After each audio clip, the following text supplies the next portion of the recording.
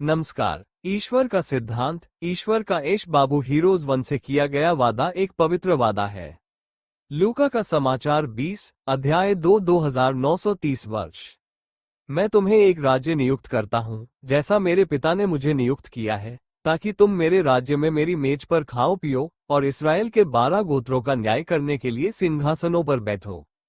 तो चूंकि हम इस स्थिति में हैं, अगर हम यहाँ देखें तो परमेश्वर यीशु हमें क्या बता रहे हैं? परमेश्वर पिता ने परमेश्वर यीशु और उनके शिष्यों के लिए राज्य कैसे नियुक्त किया?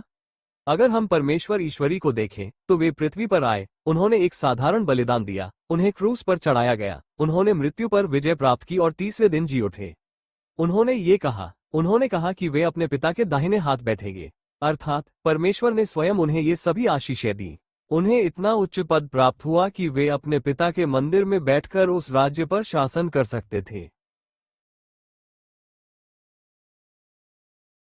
तो इसी तरह परमेश्वर हमें सिखा रहे हैं कि वह हम सबको अपने न्याय के मंच पर लाएंगे और हमारे न्याय अपने ही तरीके से करेंगे।